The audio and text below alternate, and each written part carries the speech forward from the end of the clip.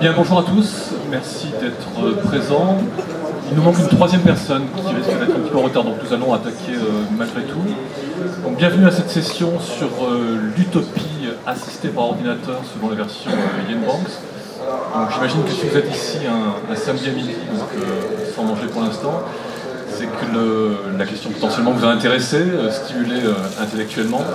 Alors peut-être sur le versant utopie, peut-être sur le versant assisté par ordinateur, peut-être vous aussi des lecteurs de Ian Banks. Et si vous ne connaissez pas Ian Banks, nous vous incitons très fortement à lire cet auteur qui est vraiment stimulant. Enfin, moi c'est un des auteurs que j'aime beaucoup. Alors, pour en discuter, nous avons donc trois éminents spécialistes, si ce n'est de Banks, du moins des thématiques qui sont traitées par Ian Banks.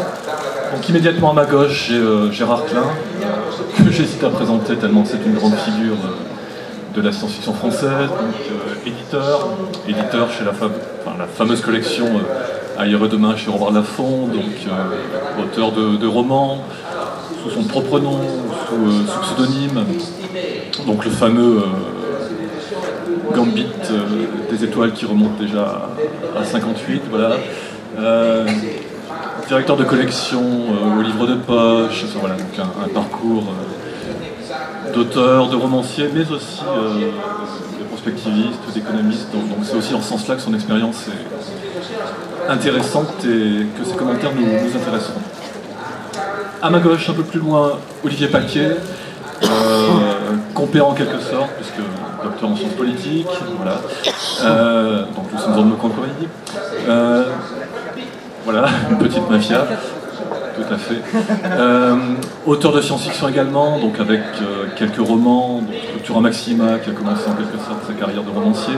Auteur de beaucoup de nouvelles également, et puis auteur aussi d'une série qui va beaucoup nous intéresser aujourd'hui, qui s'appelle Le Melkin, donc trilogie, 3 romans, dans laquelle on verra, Olivier nous expliquera qu'effectivement il s'est, alors peut-être pas inspiré, mais en tout cas il y a une forme de résonance avec le travail de Ian Banks, donc notamment sur le rôle des vaisseaux intelligents, et puis certains aspects qui effectivement peuvent se rapprocher du travail de Ian Banks.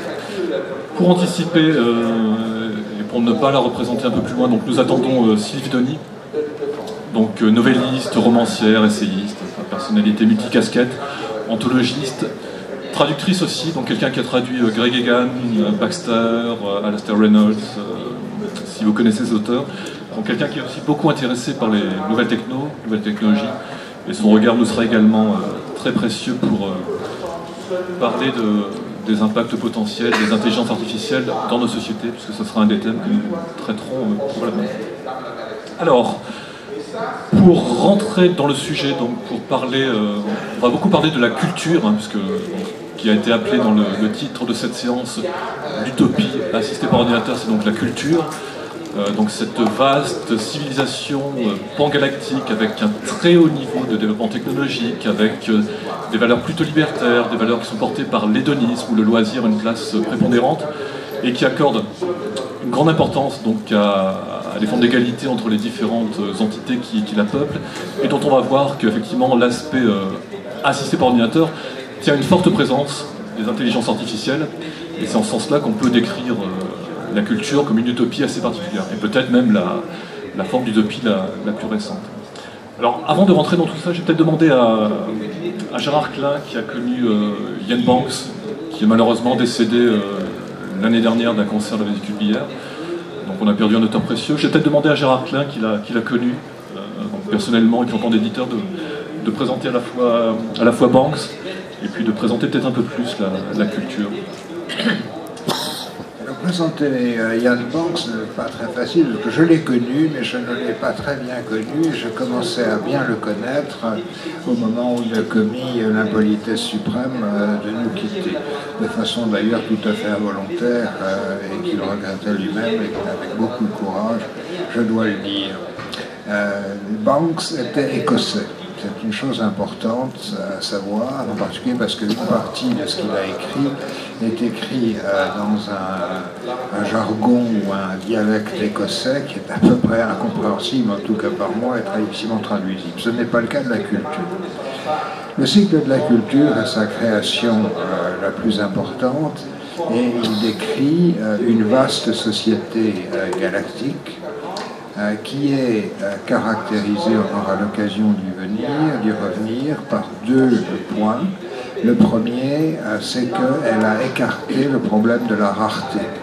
Il est pratiquement possible de se procurer tout ce qu'on veut à partir du moment où on dispose d'énergie, et l'énergie est pratiquement inépuisable par rapport aux besoins, aux demandes que les humains et d'autres peuples, on le verra après, peuvent se faire. Le deuxième aspect, c'est qu'il existe des intelligences artificielles de plusieurs niveaux, depuis les plus petites qui sont au moins aussi futées, prouvant plus qu'un humain, qu'on appelle en général les drones, jusqu'à de gigantesques intelligences artificielles qui contrôlent les vaisseaux interstellaires ou des habitats stellaires, des orbites géantes, enfin, des choses de ce genre. Alors, au fur et à mesure que se développe le thème de la culture dans une série de livres, je ne sais plus exactement combien il y en a, 6 ou 7, je crois, enfin au moins, pardon, on voit cette société particulière qui est anarchiste, hédoniste, tolérante, se confronter à d'autres sociétés qui n'ont pas toutes les mêmes caractéristiques, avec donc des possibilités de conflit. Les contacts pris avec ces autres sociétés le sont par des services très particuliers de la culture qui s'appellent contacts, et quand il y a vraiment un loup, et il y a régulièrement des loups, ce sont circonstances spéciales, le service circonstances spéciales, vous pouvez lire ça, services spéciaux, qui intervient. Ce qui est intéressant, c'est que les histoires que raconte Ian Banks se situent toutes, au fond, à la lisière de la culture. Elles ne se situent pas dans la culture, puisque le bonheur de chacun y est à peu près assuré, en tout cas la satisfaction non seulement de ses besoins, mais de ses désirs. Il n'y aurait pas grand-chose à en dire. Donc, c'est sur les bords que se retrouvent les conflits. Et alors, par une espèce de fait de zoom arrière, on voit que ce qu'on pouvait croire au départ, c'est que la culture était pratiquement la seule société galactique dans notre galaxie, puis progressivement on s'aperçoit que la galaxie entière est peuplée, et que la culture, cette immense société, très avancée technologiquement, n'est qu'un petit îlot de vie et d'intelligence dans cette petite partie de l'univers qu'est notre galaxie. Olivier, est-ce que tu veux compléter sur certains aspects?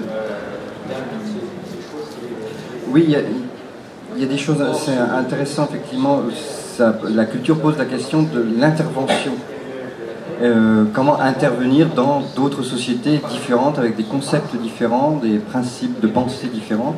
Et donc c'est le rapport où ça permet à la culture de se penser elle-même à travers l'autre. C'est le problème en fait de l'identité, c'est-à-dire que l'identité, c'est quelque chose qui ne se mesure finalement que confronté à l'étranger ou à la frontière. C'est pour ça que le Banks, pour parler de la culture, il est obligé de parler d'autres cultures. Parce que parce que ce qui fait des ressorts narratifs, effectivement, c'est à chaque fois la confrontation avec une autre civilisation qui met potentiellement la culture en danger et qui effectivement oblige certains acteurs à... Voilà, sinon on ne pourrait pas connaître la culture vu que c'est finalement une culture, la vie des individus est purement hédoniste. C'est aussi ce qui est très intéressant dans la culture pour comprendre son mode de fonctionnement, c'est que c'est une civilisation qui est motivée par la curiosité. C'est la curiosité vers les autres qui la motive. Elle est tellement puissante qu'il y a un concept chez Ian Banks qui est celui de la sublimation, c'est-à-dire que finalement, à partir d'un certain niveau d'avancement d'une société, elle peut décider en gros, de quitter l'univers et de laisser le reste se débrouiller. Et la culture, elle pourrait être au bord de ça, mais elle est tellement curieuse de l'univers que, quand même, l'univers est tellement vaste qu'on va y rester encore, parce qu'il y a encore des choses à voir. Ça aussi, c'est un aspect que je trouve fascinant, c'est qu'elle refuse finalement... Gérard a dit c'est une assez bonne, dans une de ses préfaces, une assez bonne utopie. C'est une utopie parce que c'est une assez bonne société. Elle n'est pas dans cette pure perfection qui en fait la ferait quitter l'univers. Finalement, l'utopie, la perfection d'une société est en dehors de l'univers. Et la culture décide de ne pas être totalement pas parfaite parce que l'univers est tellement riche, tellement intéressant qu'il vaut mieux encore y être que d'en partir. Encore qu'elle est malgré tout sûre de ses valeurs et que voilà, son expansion, c'est aussi quelque chose qui est motivé par l'envie de répondre à ses valeurs à travers la galaxie et convaincre d'autres civilisations. Je crois que le terme important, c'est celui de valeur. La culture a des valeurs qui ressemblent à peu près à ce que l'Occident peut défendre, peut prétendre représenter et défendre de meilleur. Et c'est à propos de valeurs qu'éventuellement elle entre en conflit, généralement subtilement mené, parfois de façon beaucoup plus brutale, avec d'autres sociétés, enfin avec d'autres civilisations. Il y a un point quand même sur lequel je ne suis pas tout à fait d'accord avec Olivier Paquet, c'est que la curiosité existe dans la culture, mais elle n'a plus grand sens pour les humains. Parce que les humains ne sont pas à la hauteur intellectuelle et à la hauteur expérimentale des grandes machines pour faire des découvertes nouvelles sur le cosmos, si c'est possible. Je suis d'accord par rapport au vaisseau, mais il y a quand même un truc, c'est que ça arrive à plusieurs reprises, notamment je crois que dans le roman Accession, c'est-à-dire quand vous êtes un habitant de la culture, vous vivez une vie de jeu, etc., mais finalement le truc le plus fun, c'est de faire partie de Contact. C'est le truc le plus fun. Donc il y a cet aspect-là de curiosité, c'est-à-dire qu'il n'y a que là où on est dans une sorte d'institution. Il n'y a pas d'institution dans la culture. Dans l'Accession, il y a un moment, je trouve, très, très intéressant, c'est-à-dire qu'il y a une rencontre entre des extraterrestres et un habitat de la culture. Or, ces extraterrestres, ils ont besoin d'avoir des représentants politiques. Ah merde, il sauf qu'il y a un truc un peu vague dans l'habitat où on peut avoir, on va vous faire plaisir aux extraterrestres, on va représenter des gens, mais la vraie institution politique dans la culture, c'est Contact. C'est ça, donc c'est pour ça que la curiosité, elle est là. Si on veut vraiment s'amuser différemment, on va dans Contact.